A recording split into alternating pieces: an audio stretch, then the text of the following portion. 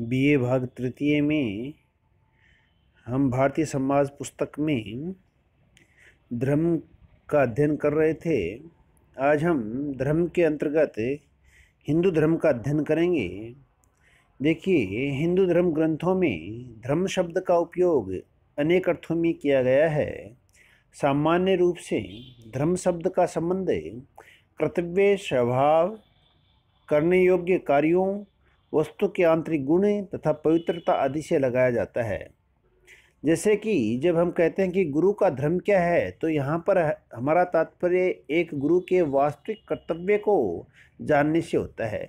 इसी प्रकार संत का धर्म शब्द उसके स्वभाव का बोध कराता है। और जब हम कहते हैं कि प्रत्येक स्थिति में धर्म का पालन करो, तब यहाँ पर धर्म का तात्पर्य किसी विशेष परिस्थिति में करने योग्य कार्य से हैं। इसी प्रकार पानी का धर्म बहना है आदि उक्ति में धर्म शब्द एक वस्तु के आंतरिक गुण को स्पष्ट करता है।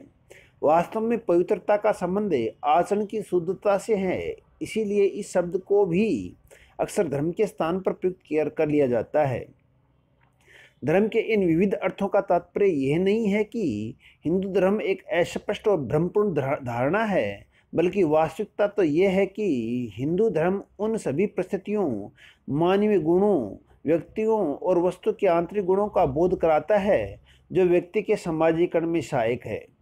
धर्म शब्द धृ धातु से बना है, जिसका अर्थ है धारण करना, बनाए रखना अथवा पुष्ट करना। इसका तात्पर्य यह है कि जो तत्व संपूर्ण संसार के जीवन को धारण करते हों, जिसके बिना संसार में व्यक्ति की स्थिति संभव नहीं हो तथा जिससे सभी कुछ संयमित और सुव्यवस्थित बना रहे, वही धर्म है। धर्म के संबंध में डॉक्टर राधाकृष्णन लिखते हैं कि जिन सिद्धांतों के अनुसार हम अपना दैनिक जीवन व्यतीत करते हैं, जिसके द्वारा हमारे सामाजिक संबंधों की स्थापना होती है, वही धर्म है। यह जीवन का सत्य है और हमारी प्रकृति को निर्धारित करने वाली शक्ति है। वेदों, उपनिषदों, गीता और स्मृतियों में धर्म को भिन्न भिन्न रूप में परिभाषित किया गया है, लेकिन इन सब का लक्ष्य इसी सत्य को प्रकट करता है कि धर्म जीवन को संपूर्णता प्रदान करने की एक विधि है। ऋग्वेद में धर्म शब्द का प्रयोग एक ऐसे तत्व का बोध कराता है जो ऊंचा उठाने वाला अथवा पालन पोषण करने वाला है। साथ ही कुछ स्थली पर इसका प्रयोग धार्मिक क्रियाओं के नियम के अर्थ में भी हुआ है। धर्म के प्रमुख दो उद्देश्य स्पष्ट होते हैं कि अभ्युदय व निःश्रेष। अभ्युदय का अर्थ है धर्म वह तत्व है जो लौकिक सुख, समृद्धि और संपन्नता में वृद्धि करता है, और निःश्रेष का अर्थ है कि पारिलौकिक सफलता अथवा मोक्ष की प्राप्ति है। धर्म में पारिलौकिकता का तत्व किसी अंधविश्वास से संबंधित नहीं है, बल्कि यह कर्म और पुनर्जन्म के महत्व को स्पष्ट करता है। हिंदू धर्म का संबंध अभ्युदय से होने के कारण ही यह भिन्न भिन्न परिस्थितियों में व्यक्ति को अपने कर्तव्य में परिवर्तित करने की कुछ छूट देता है। इसी आधार पर इसे एक स्थिर धारणा न मानकर गतिशील धारणा के रूप में स्वीकार किया जाता है। हिंदू धर्म के जब स्वरूपों की बात करते हैं, तो हिंदू धर्म के 3 प्रमुख स्वरूप सामने निकल कर आते हैं। पहला है सामान्य धर्म। सामान्य धर्म का अर्थ है कि धर्म के उस रूप में जो सभी के द्वारा अनुकरणीय है। व्यक्ति चाहे निम्न वर्ण का हो अथवा उच्च वर्ण का, आयु में छोटा हो अथवा बड़ा, धनी हो अथवा निर्धन, स्त्री हो अथवा पुरुष, राजा हो या रंग, सामान्य धर्म का पालन करना सभी का कर्तव्य है। यह धर्म किसी एक परिवार, समूह अथवा देश का नहीं, बल्कि यह संपूर्ण मानव जाति का धर्म है। सामान्य धर्म का संबंध नैतिक नियमों से है, और नैतिक नियम क्योंकि सभी के लिए समान होते हैं, इसलिए सामान्य धर्म को मानव धर्म भी कहा गया है। सामान्य धर्म प्रत्येक रूप में उपयोगी है। यदि इसका पालन किसी इच्छा को लेकर किया जाता है, तब इससे लौकिक कल्याण में वृद्धि होती है, और निष्काम रूप से इसका पालन करने में मोक्ष और निर्वाण की प्राप्ति होती है। सामान्य धर्म इस बात पर बल देता है कि सभी धर्मों का लक्ष्य एक ही है, इसका उद्देश्य मानव के सद्गुणों का विकास करना तथा इसके लक्ष्य की प्राप्ति करना है। सर्वे भवन्तु सुखिनः सर्वे सन्तु निरामया।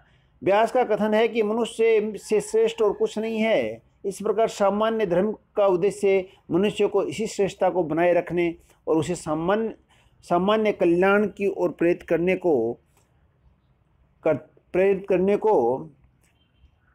करता है।